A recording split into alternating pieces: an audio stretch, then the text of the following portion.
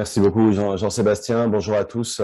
On est ravis, Antoine Groux, directeur scientifique, et moi-même, de vous accueillir aujourd'hui, ce matin, pour ce colloque extrêmement important, en tout cas qui nous tient très à cœur, qui a été réfléchi et pensé déjà depuis plusieurs mois. Alors, écoutez, je prends la parole aujourd'hui en tant que co-directeur de la composante partenariat avec les patients et le public, mais bien entendu en tant que patient partenaire.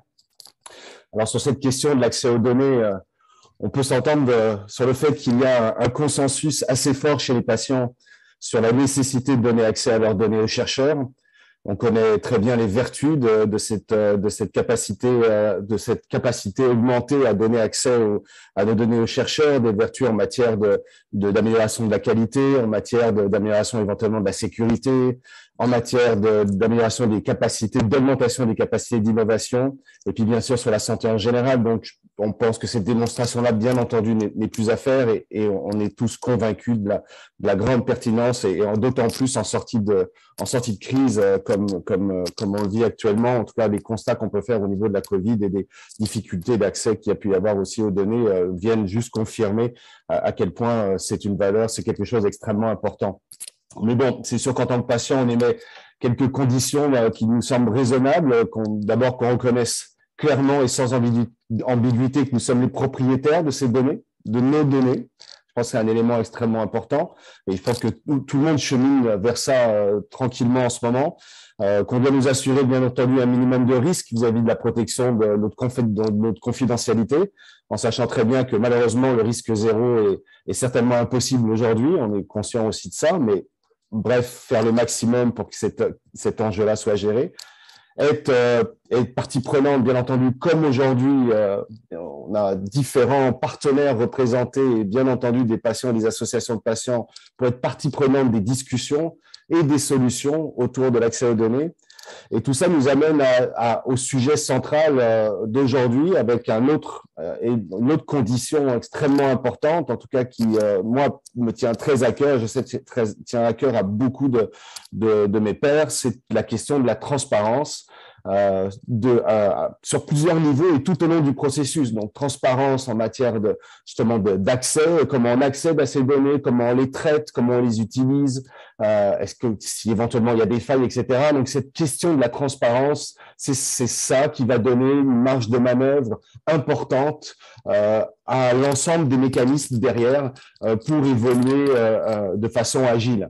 Alors, bien sûr, cette question de la transparence, on en a déjà beaucoup discuté, on a déjà beaucoup échangé sur les enjeux qui la touchent, mais c'est vrai qu'on est un peu peut-être en manque de solutions, ou en tout cas, on nous dit toujours, oui, la transparence, ça va être compliqué dans certaines situations, ça va être plus facile dans d'autres. Alors, il y a comme tout un enjeu autour de cette question majeure, et on sait qu'encore une fois que si on la résout pas, ça va être difficile d'avancer, je dirais, en paix dans cet enjeu-là. Et c'est la raison pour laquelle c'est aujourd'hui le thème central de notre discussion, et on est encore une fois ravis de pouvoir le faire avec multi-partenaires et avec un nombre assez important de personnes. Alors, sur ce, je laisse la place à mon collègue Antoine Groux, directeur scientifique de l'unité de soutien SSA. Un grand merci, mon cher collègue Vincent. Toujours un plaisir de partager la scène avec toi, même lorsqu'elle est virtuelle. Alors, bonjour à toutes et tous. Un grand plaisir de vous accueillir, comme vous l'a dit Vincent, à ce colloque. Un colloque où vous allez voir le partenariat patient s'opère à tous les égards dans nos présentations, dans nos activités. C'est d'ailleurs de cette façon que Vincent et moi nous sommes lancés. En quoi ce colloque, cette transparence va intéresser l'unité? Vous avez bien entendu ce que Vincent vous a exposé sur la valeur de ces données, leur pertinence. L'unité de soutien SSA, autrefois l'unité SRAP, évolue dans une philosophie de système apprenant. Dans un système de santé apprenant, l'intégration de la science des données et des données au sens propre est cardinale et centrale, tout autant que le partenariat l'est. Et vous avez ici notre schéma conceptuel qui vous traduit ce que c'est qu'un système apprenant finalement. Et c'est un système que chacun de nous connaît bien parce que presque tous les jours, on l'applique. On se demande comment on peut mieux faire ce qu'on fait. On mesure ce qu'on fait, les données apparaissent, on valorise ces données quand elles sont de qualité, quand on les a à disposition. Et avec la connaissance qu'on en tire, bien, on applique une gestion de changement, on change nos façons de faire, on insiste à l'unité plus que peut-être dans nos vies individuelles à le faire en partenariat, mais rappelez-vous que vos plus grands succès en gestion de changement sont probablement survenus lorsque même dans vos vies personnelles, vous les avez réalisés avec l'aide de partenaires, vos partenaires de vie, vos partenaires professionnels et ainsi de suite.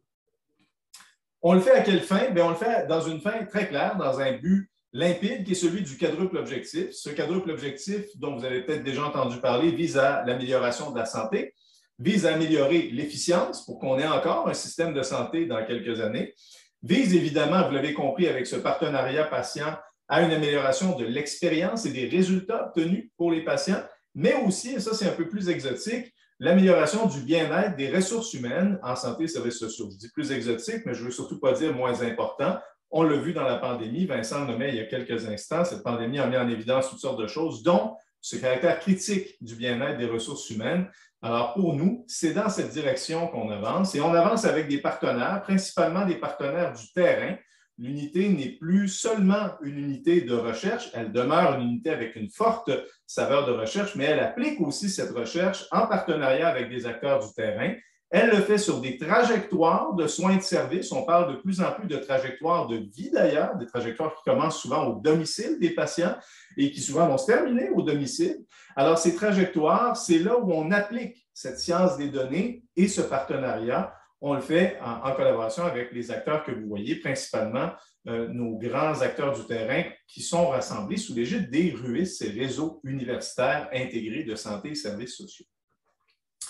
L'accès aux données en soi des patientes et des patients, Vincent le nommait à juste titre, c'est avec les patients, les patientes, pour eux, hein, et tout ça en partenariat. Et vous avez compris que ce partenariat, il inclut évidemment pour nous et à nos yeux les patientes, les patients, mais il inclut aussi un ensemble de personas dont je vais vous parler dans un instant. Alors aujourd'hui, l'objectif est précisément ça, sortir de ce colloque avec des stratégies, des idées, des actions concrètes. On ne veut pas seulement faire de la fumisterie, du pelletage de nuages, la valeur de la transparence, Vincent l'a dit, on le sait, on le connaît, on a même la science solide qui appuie cette valeur de transparence. Notre objectif, c'est de sortir aujourd'hui avec des idées concrètes pour tous les personas du partenariat. Qui sont-ils, ces personas? Les décisionnaires, hein, donc les gestionnaires, les décideurs, les cliniciens, les cliniciennes, les chercheurs, les chercheuses et bien entendu les patientes, les patients. C'est au cœur de ces personas que se trouveront les données. Aujourd'hui, vous allez voir, on va vous amener à embrasser votre persona favori, mais aussi à vous intéresser à ce que vous pensez que certains personas pourraient ou devraient poser comme geste ou action de manière à améliorer la transparence. Moi, sur ces mots, je vous souhaite un excellent colloque virtuel et je passerai la parole à Jean-Sébastien Bouchard et Marie-Jules Bergeron de En Mode Solutions qui ont été d'un excellent soutien dans le lancement de ce colloque. Un grand merci à vous d'emblée. On ne le redira certainement pas assez à la fin, en espérant que ce soit à la hauteur de nos attentes et des vôtres, mettons-le. Très bon colloque, un grand merci